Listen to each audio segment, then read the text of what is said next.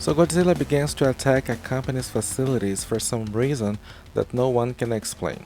Meanwhile, Kong is held captive so that Godzilla doesn't feel his presence, since there only can be one Titan. Hi, my name is Alex.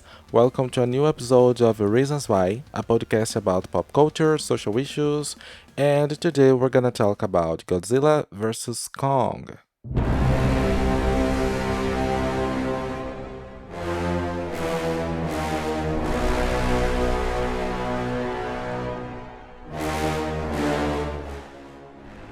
So the film has basically two human groups.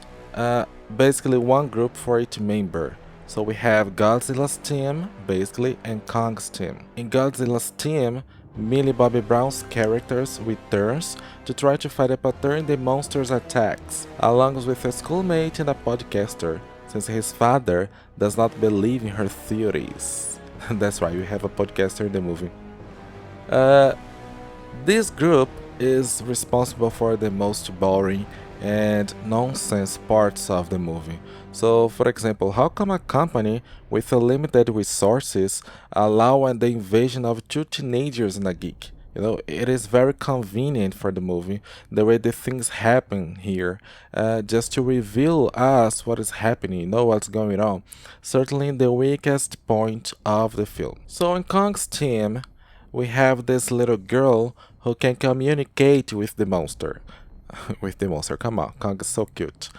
In fact, there is a very good connection between them, but nothing justifies the fact that her mothers put her in so many dangers. Like they're going to transport Kong from point A to point B on the high seas, and they know Godzilla may attack at any time, but they need the 7-year-old girl because she calms Kong down?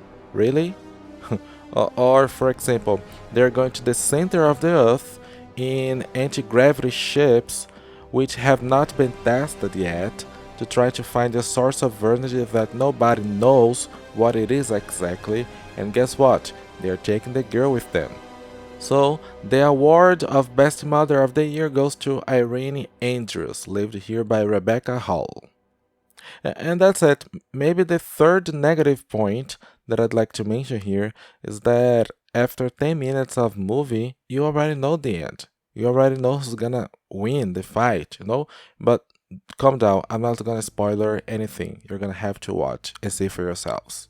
So guys, Godzilla vs. Kong is the fourth film in the Monster Shell universe created by Legendary Pictures, which started with Godzilla in 2014, which made about $500 million from a $160 million budget, so it was kind of a hit.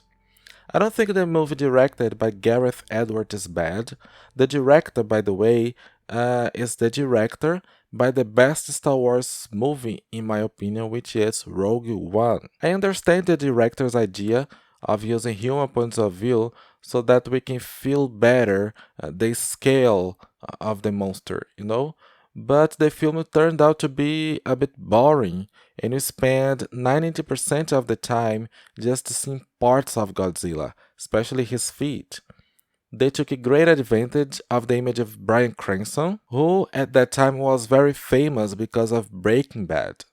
But the actor here only appears for like 5 minutes. In 2017, we had Kong the Skull Island, and I have serious problems with this movie. First of all, I'm a huge fan of Peter Jackson, who directed the 2005 King Kong remake shortly after finishing directing Lords of the Ring. And unlike Peter Jackson, who did a remake of the classic King Kong, here they decided to make something new, which is okay for me, no problem. So the movie takes place in the 70s, and they show a teenage Kong, which is already much bigger than the 2005 version, but who is still a teenager. That is, he will grow up to become the Kong facing Godzilla, like the same size. But this movie has zero character development. It seems that everyone is just there to die. It has no story at all. They go to the island, they start to die. And here we have the guys, most of the guys from Marvel Universe. We have the guy who plays Loki. I forgot his name, I really like him. We have Nick Fury, right? And we also have oh my gosh, I forgot all the names. The girl who plays Captain Marvel.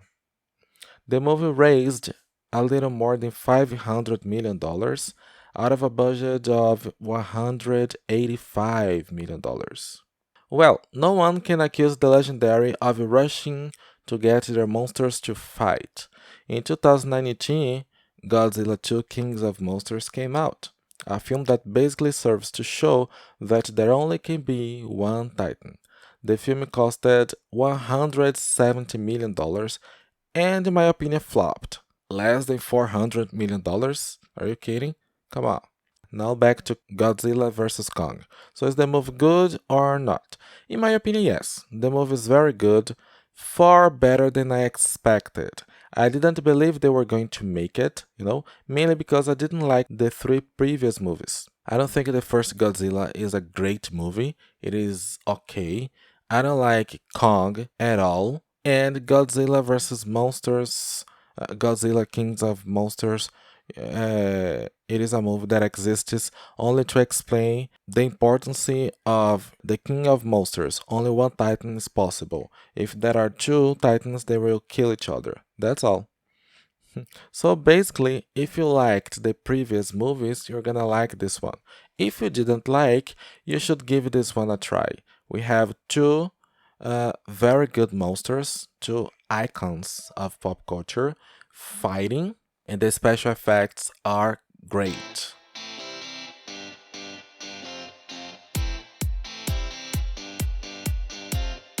So thanks guys for listening to this episode of Reasons Why, a podcast about pop culture and social issues.